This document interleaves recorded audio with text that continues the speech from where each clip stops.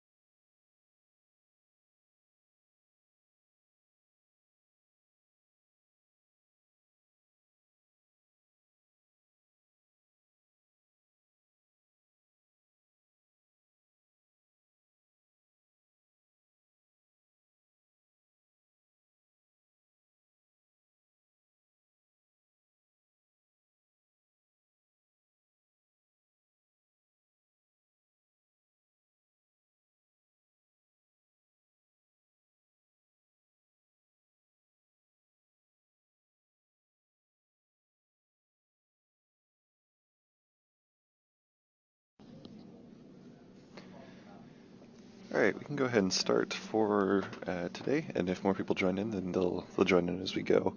My name is Paul Lippert. I'm the senior trainer here at TestLink, and this week we actually have just an open Q&A. If you guys have any questions, obviously feel free to let me know, and we can go ahead. So now, if you give me a second, I'm trying to set up my headphones, and for some reason they are not wanting to give me any sound. There we go.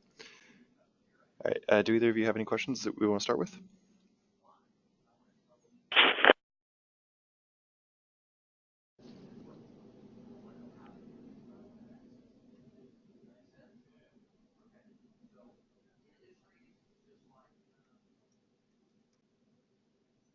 Takira, it looked like you were talking, but I didn't hear anything.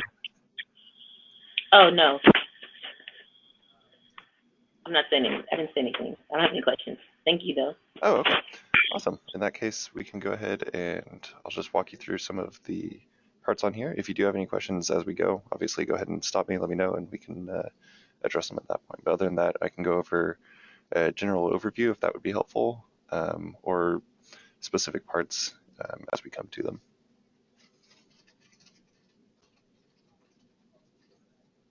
All right, so TestLink is primarily, it does two primary things.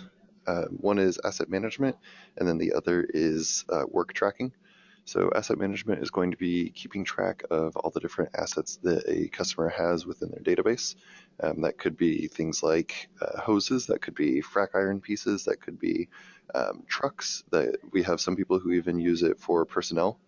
That one is definitely less common, but you could use it for anything that you want to keep track of and keep information on. The second part of that is forms, which is how we track work. So beyond just keeping track of where an asset is or what attributes it has, it's also useful to keep track of any work that's done on it.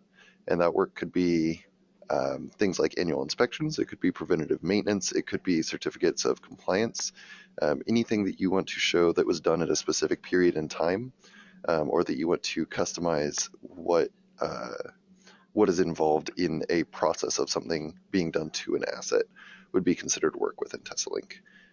And then from there, you can do all sorts of different reports and data manipulation on the information that you have in the system between those assets and the forms. So looking at this left-hand side, there's two main areas that we're going to be using. One is asset management, obviously, and then the other is forms, which is where the work is done. So if we look at asset management, the two major ones that we're going to be using from this on a day-to-day basis, at least from a working side as opposed to an admin side, are going to be asset templates and assets. All the rest of the ones on here are definitely still used. It's just mostly used by administrators as they add in different things. And they're also used significantly less often than these two, even for administrators. So assets are kind of the basic building blocks of TeslaLink. This is what we were talking about. It could be anything from a lifting rig to a crane to a hose to anything on there. So if we look at, for instance, right here, we have a 4-leg bridle wire rope sling with an eye hoist. So that would be one example of an asset. And then within that asset, we have a lot of information that we can view about it. So let's go ahead and hop into this one. So the first thing that you get up at the top, everything has an asset number. The asset number within TeslaLink is a required field, and it is the unique identifier. So some companies use like a serial number as a unique identifier or a work order number or something like that. You can use those and just copy them into the asset number as well, but you have to have a unique asset number. And the reason for that is you might have company A. So a TeslaLink customer might have two vendors if they're reselling parts or if they're certifying or something like that. And each of those vendors might use a serial number. And within the vendor system, each of them has a unique serial number that's 1, 2, 3, 4, 5. However, when both of those pieces come to the TeslaLink customer, that customer would then have two serial numbers that are not unique anymore because they each have that same one. So we require an asset number, which is just a unique identifier. A lot of places just copy the same one. So they may have this be the asset number, and that's also the serial number. It could be like that. That is up to the individual use case of the customers. Some people prefer it a specific way. Some people just want the next in order. So their asset number might be 000001, and the next one is the same thing, but with 2. That comes down to the specific use case. We have several different options for additional tracking. So outside of having to find the asset number on there or trying to look for a serial number on a particular asset, we do offer tracking with barcode and with RFID chips. So with barcode, exactly like you see when you go to the grocery store or something, it's just that visual piece of information, and that translates into a number. So you can put in this field, just choose the barcode you would scan it in, and then anytime in the future, when you scan in that barcode, it's going to pull up the asset that it is attached to. Same thing for RFID chips. You can attach, we have a lot of people that do this, both in hoses and in frac iron. They make it so that it's embedded into the piece or it's attached via a band, and then you can just scan in that RFID chip and it'll bring up the asset. And you can do multiple as well. So you could have, instead of having to go through and hand type in 50 pieces of iron, the asset number for each one while they're doing a test, they can instead just scan in those 50 RFID chips. And it turns what's normally a 5 to 10 minute process with some errors in it into a 30-second process. And it makes it much easier. The owner is going to be the customer. So sometimes this could be the actual customer of you if you're reselling it, or if you're certifying somebody's equipment and you want to make sure that you're tracking that it's still theirs. However, if you do distribution, or if you're your own like drilling company or something like that, you could be the owner as well. By default, TeslaLink comes with one owner, and that's going to be whoever the account name is. So that'll be your company name most likely. However, you can add as many customers as you want. There's not a limit on that. So we definitely encourage you, if you think that maybe that customer might be used in the future or something like that, we encourage you to put them in, but you can also add them later. So if you'd rather hold off for now and wait until they actually are used, you can add them at any time. Within the owner, each owner also has as many locations as they want. So for instance, if I am my own oil drilling company or something like that, then I might be the only owner, but I might have a location for each rig. Or if I'm a research shop, I might have a location for each of the yards where I have iron coming in. If I'm a hose company, I might have multiple locations for one of my customers. For instance, if I have Marathon or something like that, and they have 50 different locations, I might put in the different locations for each of those. And the reason that you put in owner and location is because it gives you the ability to filter. So later on when we get to reports, you'll be able to see kind of how that's used, but it makes it so you can break it down by location, and you can do that on multiple levels. So you could have multiple nested locations, essentially. For instance, you could have, if you have a rig, like an oil rig, then you could say, all right, it's customer A, the location is the oil rig, and within the oil rig, it's the steam room, and within the steam room, it's subsection A. And so a location would say subsection A, but it would give you that entire path so you're able to follow and you can organize it very neatly and very nicely. The part number and model number are exactly what they sound like for any particular asset. If you have a part number or a model number, you can put them in there to track, and you can also sort that. So when you're looking for a specific asset, you can use this as a way to narrow it down. Description, oftentimes the asset number is not very descriptive. For instance, if I just saw this number, I would not know what this item is. However, we have the description right here so that I'm actually able to understand what's going on with that. You can put in any description you want. However, we do require a description for every single asset. So that is something that you'll have to come up with. Usually we don't find a problem with that. Everybody likes to have descriptive pieces, whether that is in plain text like this, where it's spelled out in plain English. Some people use a lot of abbreviations, or they use the part number included in there. It comes down to whatever you're most comfortable with. The coordinates in map view give you the option to kind of understand on a more macro level where all your assets are. So if you put in the coordinates for whatever the location is, for instance, the location of root for this owner has these coordinates, and then that takes it and puts it on a map somewhere. So if I zoom way out here, you can see this is where our office is, our main office for TeslaLink. So you can take that, and then if you do that for each of your locations, there's a way to view the map, and it will show you where all your assets are by filter. So you can either do every asset you have, you can do just specific customers, however you want to break that up. And it'll show you a little drop pin for each asset in each of the locations. And it gives you a good way at a glance to see, all right, I have 50% of my assets in North America, 10% in Europe, and the rest in Antarctica, or whatever your makeup may be. Tags are the way that we are another way to search for items for assets. So think of them sort of like social media tags. You can use as many as you want on there, and each individual one will help narrow it down. So for instance, if I were to search for just the wire rope tag, it would take every asset that has the wire rope tag and list it out. However, if I put in the wire rope tag and the four-leg tag, it would take all the assets that have both of those and list them out. And so by doing this, you can easily create a combination of tags that make it very quick and easy to sort through your items. The manufacturer obviously is the manufacturer of the item. This is not a required field. However, we do recommend it because it makes it easier to sort your items.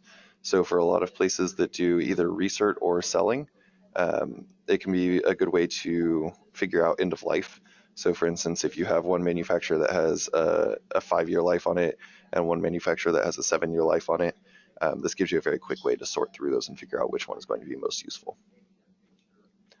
Date of manufacturer, in-service date, and expiration date, those are all also optional. They can be useful for some people if that's something that you need to keep track of. Each of them is fairly self-explanatory, but they are not required. So you can put in any combination of those that you want. For instance, on this one, we have the date of manufacture and the in-service date, but it's a wire rope sling. We don't know when we don't know when we expect it to expire, so we just leave that one blank. The parent, this is the ability to do parent and child assets. So for instance, one of the most common ones that we have is for cranes. So if you have a crane that consists of many different parts, and so it can be useful to keep track of all of those and assign them to a specific crane. So for instance, you might have a parent asset that is the entire crane, and then you have a couple different child assets, one for the block, one for the trolley, one for the engine, all the different ones like that. And it's important to have each of those on a separate one because you might have different inspection schedules, or you might have different COCs that you need to keep track of. However, you want to know that all those are part of a crane so that when you go to that crane, you can look through and see all your assets in one place instead of having to hunt down and say, well, did we designate it a specific way or something like that. So it gives a very easy way to link multiple assets together into a group so that you can look at them individually or as a group. EcoCircle is a way for us to connect TeslaLink customers with each other. Excuse me. So you might have two customers that are working together. For instance, if company A is a provider of equipment, they either provide it to themselves for oil drilling, or they sell it out to somebody, something like that. And companies B and C are both service providers. They go in and they research the assets of company A. They need to be able to see those assets.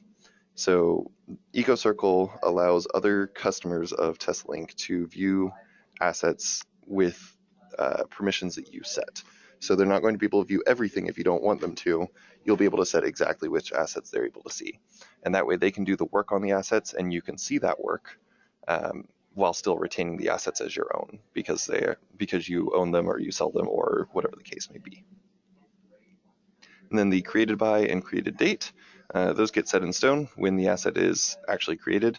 That just gives some accountability to make sure that whoever it is, in this case, we have just my basic account, created it and when it was created, just to make sure that everybody's on the same page on the data of the asset, because that's not something that can change. At the bottom, we have several different options here. So attributes, if you're coming from the old system, these are the same as before in terms of the function of them. However, there's a lot more flexibility now. So attributes are additional information that you might want to know about the asset.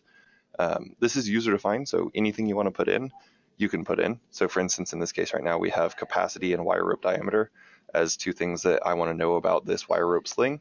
However, you could put anything you want in there. You could put color, you could put life expectancy, you could put date that Joe last worked on it. It doesn't matter what, you could put whatever you need. And then each of them is going to get a value and a unit of measurement if it's a number.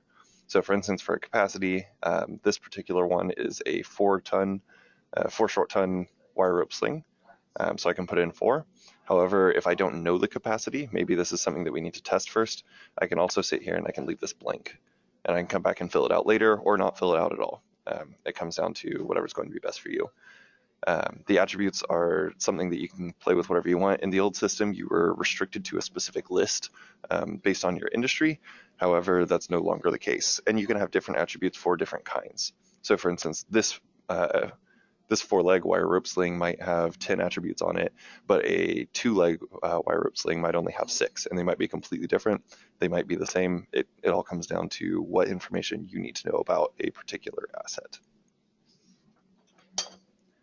Schedules is how we track what work is done. So for now, you see there are no schedules on here. However, if I want to add something like a yearly report, like a yearly inspection, I can create a new one here.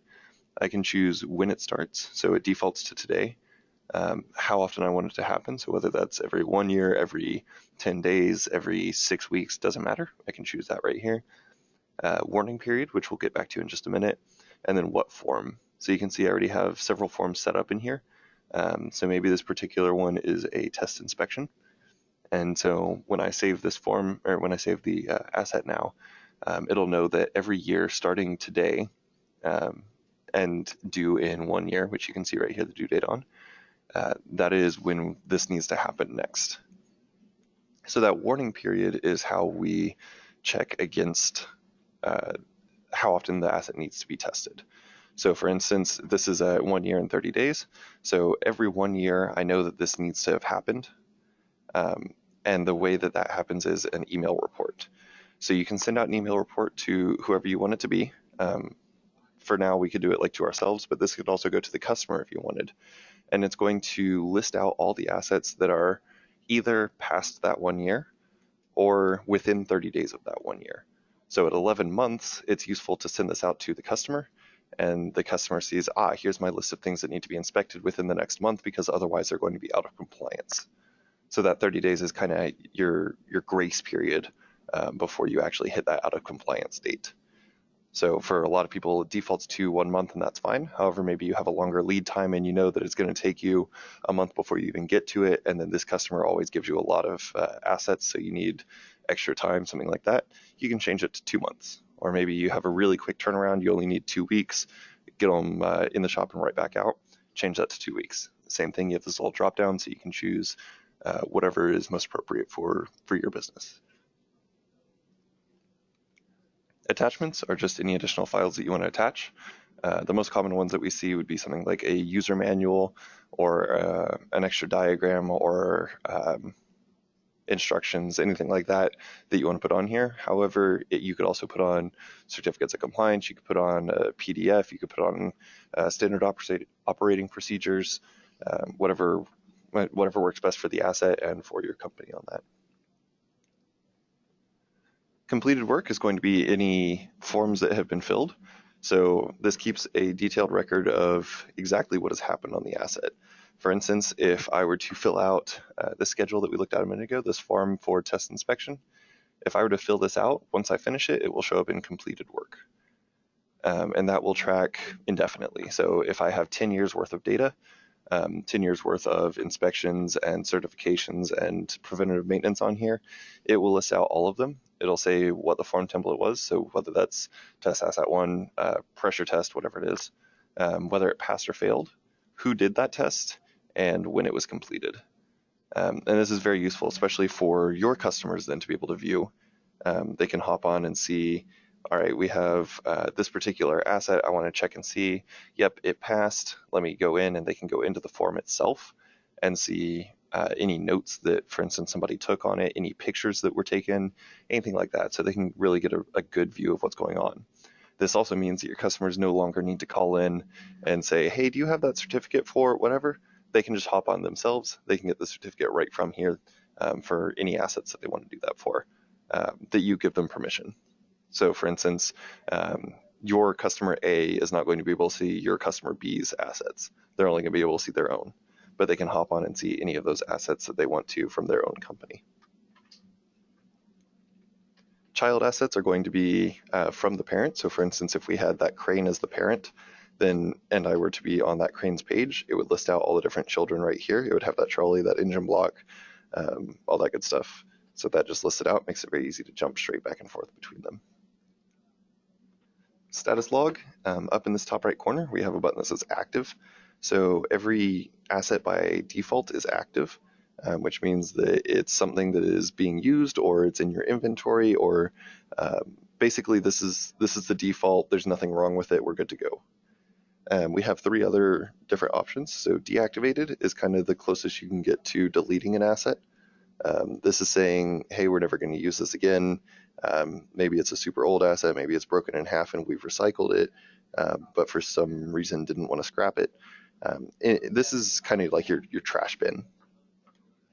Scrapped means that there was something wrong with it and you got rid of it. So if you fail a form, it gives you the option to scrap it. So for instance, if it's a frac iron recert place, and you go through and you're doing ultrasonic testing and the walls are too thin, it's no longer going to be able to hold pressure, you would scrap it, say, all right, this is no longer good, there's not a way to fix it, so we're just going to put it in the recycling pile, sell it to whoever, and we're good. So you would mark that as scrapped, and then you can report against that and say, here's a list of every asset that was scrapped. And that way your customers see, here's what was scrapped, and they see why the form failed. So you might take a picture of it, or you might make a note that the value is too low, the walls are too thin, and then the customer is able to see that without having to call you. And finally, out of service, this is often used for tools. So if you have, going back to that frac iron recert place, if you have a calibration tool, or sorry, you have the ultrasonic testing tool, and it needs to be calibrated, you send it off, you might mark it as out of service until it comes back. It's not broken, there's nothing wrong with it, it just needs to be gone for a little while. You don't want it showing up within your inventory. And so you'd mark it as out of service, it comes back, mark it back as active. Now every time that you change one of these, there's going to be a record of it in this status log. So for instance, if I change this to out of service and I save the asset, when I go back over to status log, you'll see it was marked as out of service on this date by this person. So it keeps accountability on why things changed and who changed them. So let me mark that back as active again. And you'll see it just keeps that list going right here. And then finally, location history. So location history is any time that it gets moved, either by owner or location. So for instance, we had it originally as Paul Prod, and we changed it to Paul Gmail. And so it took note of that it was Paul Prod at the TeslaLink location at this date, and it was updated by Paul Lambert myself. If I were to change it again, so let me change this back to myself, Paul Prod, and then I choose the location as root, and I save. Now if I go back to location history, oops, if I let it finish updating first.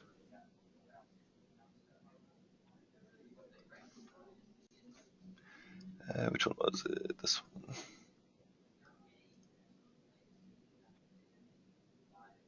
There we go. You can see now it keeps track of that history as well and shows who did it and when. So it's just a way of keeping people accountable. You know who changed what and when they changed it. Do we have any questions so far on assets?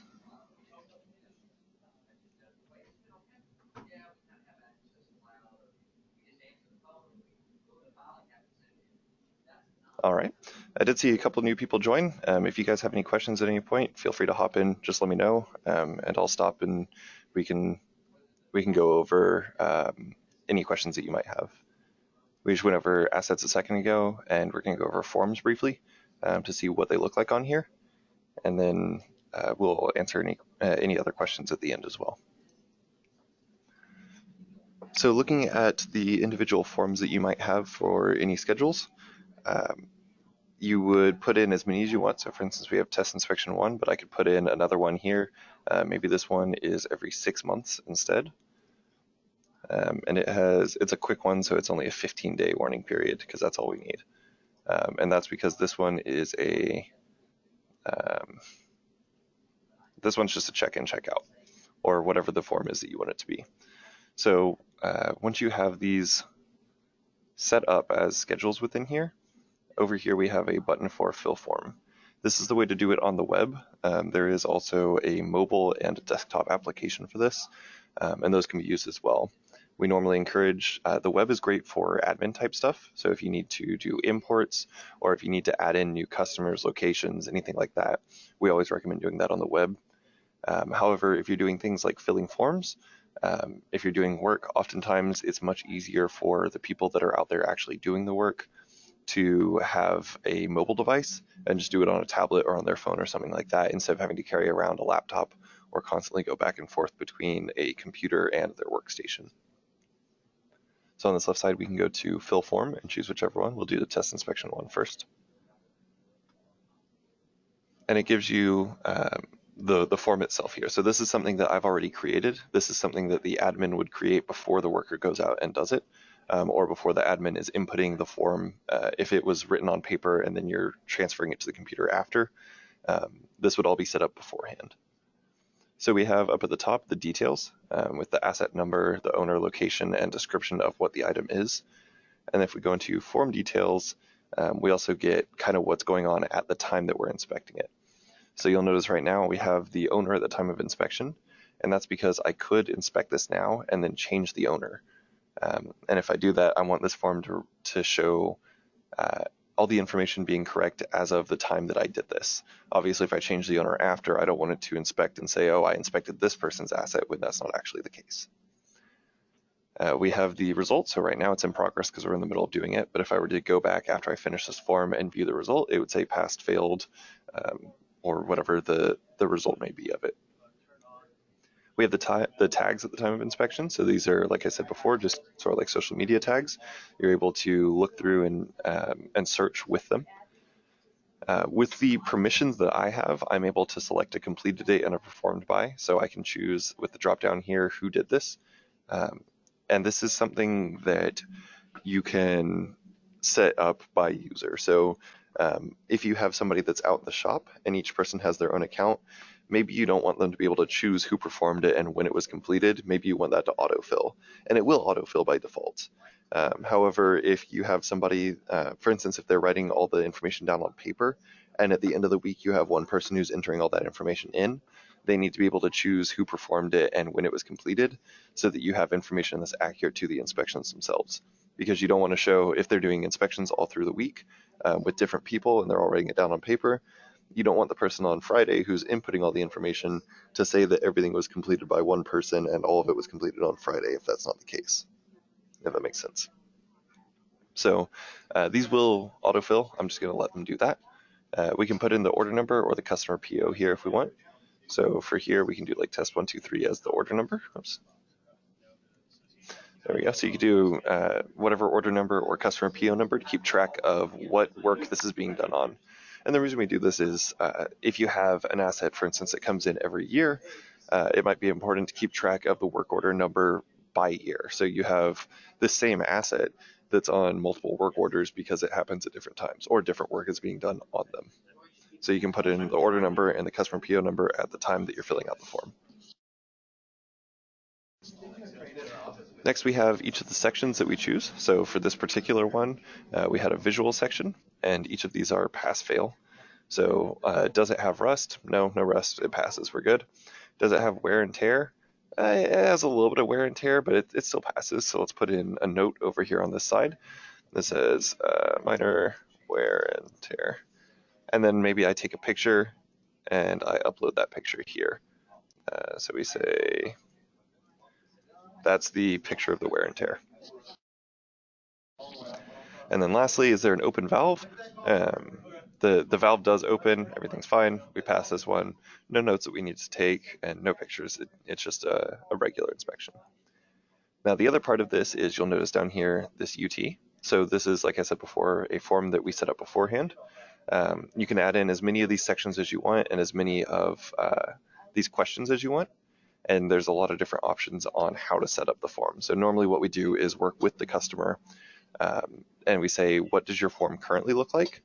And then we show you either how to make that or we work with you to recreate that form within TESSALink. So for this one, it's a visual and UT. So we have these three. The visual is always just, is it okay or not? There's not really any information that needs to be put in besides that. But down under UT, we need to have not just does it pass or fail, but we need to record the actual number, the value of this. So for this one, it's you'll notice each of these has a little asterisk. They're all required. These are all pass-fail, whereas these are numbers. So for this one, maybe it was a 0.593, and the value 2, after we take that test, we check, and it's a 0.264. You could put in notes if you needed. If one of these failed, maybe you take a picture of it and you put that as an attachment. That way the customer is able to view it. But assuming that everything passed here, which it looks like it did, we can go up to the top and we can choose pass. If the form fails, we can fail it here and it'll ask if we want to scrap it. But let's go ahead and pass and say yes. And then we get a little success message up at the top that says it passed successfully. So this one's good to, excuse me, this one is good to go. If we double check and we get this asset number, we can now see this under completed work. So going back to the same asset that we were in just a minute ago, if I go to the completed work section, now you can see we have what it was, in this case test inspection 1, but this could be visual inspection, this could be your certificate of compliance, whatever you want to name it. The result of it, so in this case it passed, which makes it very easy to filter through. Who performed it and when it was performed.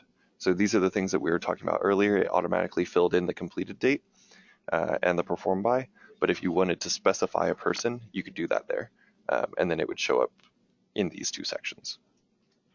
So now over on this left side, if I am one of your customers and I want to view a certificate or I want to view an inspection that happened, and I go, oh, well, this passed, that's interesting. I want to see, for instance, what the values were on that UT. Not a problem. They can go over to this left-hand side and click Form Detail. Now, you'll notice right now I'm able to edit. That's because this is my own asset. If I were logged in as a customer, they would not be able to edit any of these things. They would only be able to view them.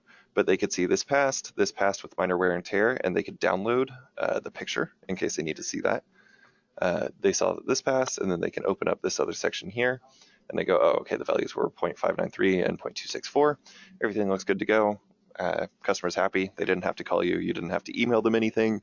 You don't have to send them pictures. It's just there for them. And then this keeps track of all the information for that. So for instance, that was just the one, but you can imagine if we have whatever it is, 5 years worth of data with yearly inspections plus certificates plus maintenance work plus all that stuff, it makes it very easy to keep track of exactly what's going on. And then you can sort by order number, or you can sort by customer PO, or you can sort by every asset that's owned by a particular customer in a particular location. So it gives you a lot of access and a lot of power on exactly what you're looking for and how you can report against that. Do we have any questions so far?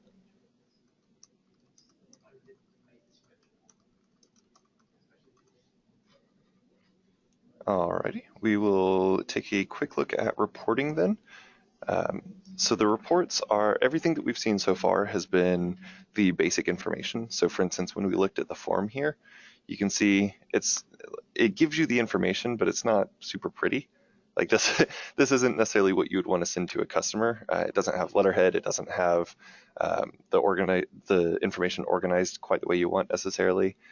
So this is good if you just need the information, but this is only one asset and it doesn't look pretty. So if we go on this left-hand side up at the top and we go to reports and we go to forms, this gives us an option to kind of format it and to combine different things.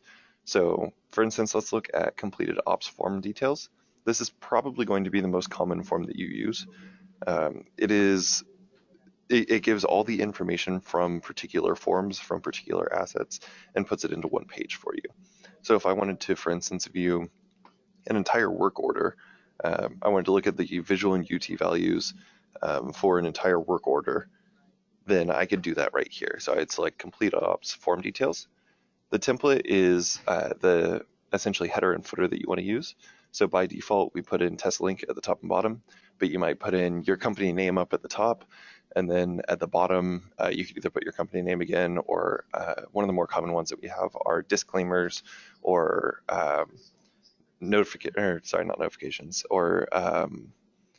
the testing agency that you're testing against, something like that. Any of that information you could put at the bottom if you wanted. It's just uploading a picture of it, and that's very simple to do. I want to show who did it and when, and then you can search and kind of narrow things down here. So if I wanted just a single asset, I could put in the asset number here or a serial number. If I want to look for everything that is everything that has the wire rope tag, I can put that in here. Or if I'm looking for a particular order number, in this case, I can do that. Let me get rid of that tag. So the way I'm doing it right now, we're doing every form that has happened. I'm not narrowing that down here. If I wanted just particular ones like UT Visual, I could do that. But I want to do every form for order number 1, 2, 3. So I'm going to generate here. It's being generated in the background. It completed right here. So let's go ahead and download that, and you can see what it looks like. So it's going to generate a PDF, and you can see this is just for that single asset that we did. This was the only one with that order number, but if we had, whatever it is, 5 assets in here, then you would have the same thing, one page for each asset going down. So this is the default formatting of it.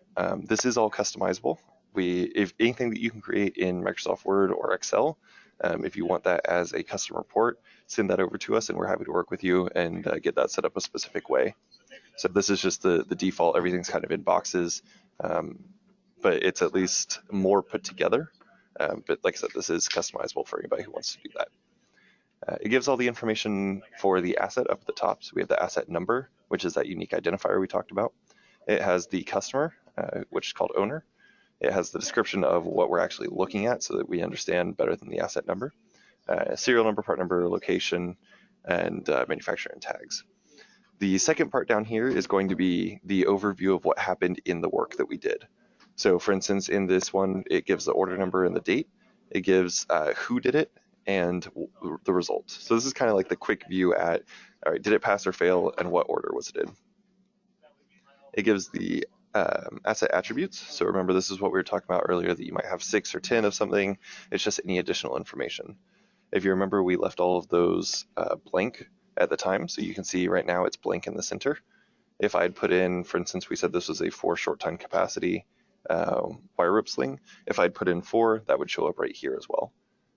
So that's just where it shows all the different attributes that you put in. And that way the customer or yourself or whoever you send this report to has a pretty good idea of exactly what asset they're looking at. And then the last part is the actual what happened in the form. So if you remember in that form, we had 3 passes and then we had the values here. The second one has a picture. This is the one that I uploaded. Obviously, this is not actually a picture of wear and tear, but this is what it would look like. So you would have the result, which was pass. We did say there's some minor wear and tear. This is that notes section. And then it would have the attachment, in this case, a picture of TeslaLink, but it would be a picture of that wear and tear. And so this gives you a fairly good idea of exactly what happened on the form. It's the same information on that form, and you would just repeat this times however many assets you had. In this case, we just had the one on this particular work order.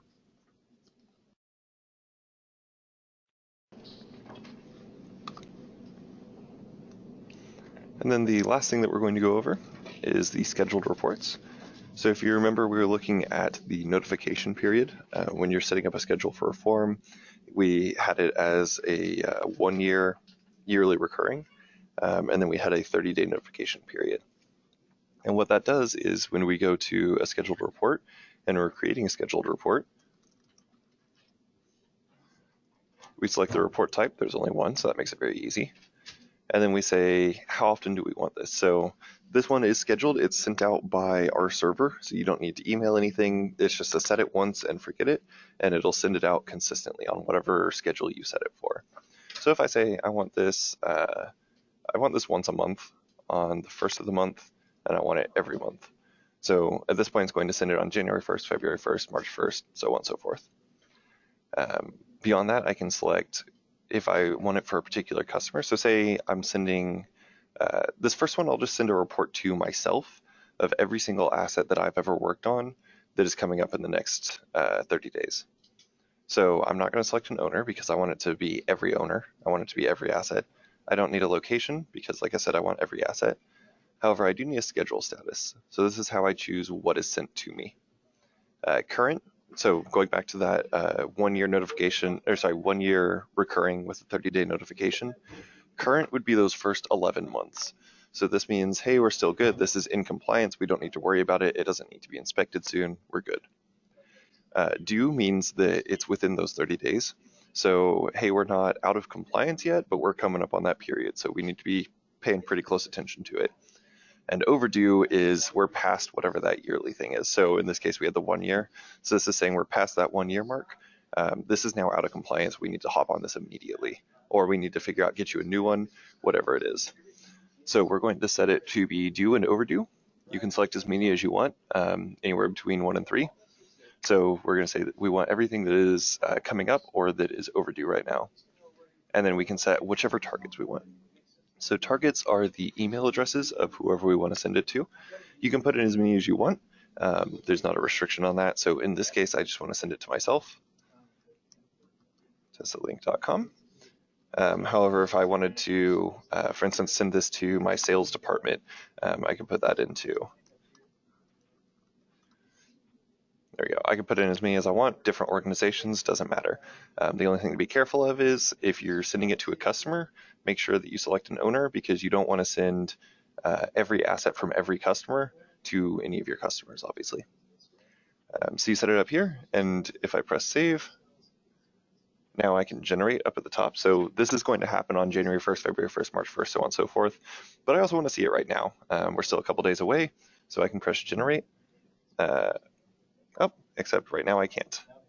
So I had messed something up in here earlier with one of the assets, I believe, on here. But you can generate the report and it'll happen immediately. It'll give you a list as of today, but it'll still send out all those other times. So let's go back. There we go. So that is the scheduled report, and you can do as many of those as you want. So we find most often is you will set up a scheduled report for each of your customers for due and overdue, and that sends on whatever time period you want to send it on, whether that's weekly or monthly. It emails one to each of your customers. It says, here's your list of assets that needs to be sent in back to us or needs to come in for inspection or whatever it is. And that way your customers get it and they go, oh yeah, let me go ahead and send that back to you. And that way they're not looking through the phone book saying, all right, well, we used these people last year. Let me see if there's anybody else. It helps retain a little bit of stickiness. We do have about 3 minutes left. If anybody has questions, I'm happy to answer those now.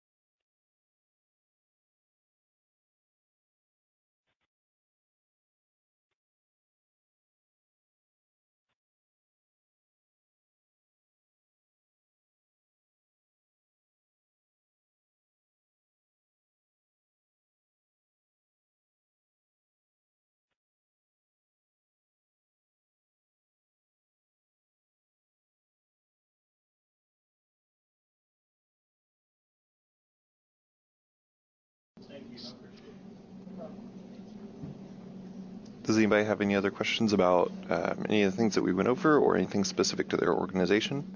Anything like that?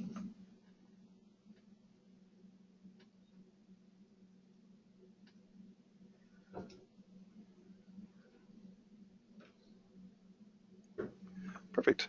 In that case, we do these webinars every Tuesday and Thursday. There's a rotating schedule on what the topic is. So this particular one was an open Q&A where anybody's able to come in and ask questions. We try and do those once every week or two just to make sure that we have time to answer questions that are current and current problems for customers. However, we also do a structured one. So for instance, the next one that we're doing is data import on Thursday. So that we can kind of deep dive into specific aspects of it and walk you through how to use those different aspects of TeslaLink. Like I said, next week is going to be data import. So if you need to get a lot of information into TeslaLink, rather than doing it like we were looking at today through the assets, there are other ways to do that. And so we will have Braden, one of our account managers, showing you how to do that next week. If you do have any questions in the meantime about how to do something or adding anything to your account, feel free to reach out to your account manager and we can get that set up for you. But thank you all for showing up. I will send out the recording of this to everybody after. You'll have a great day.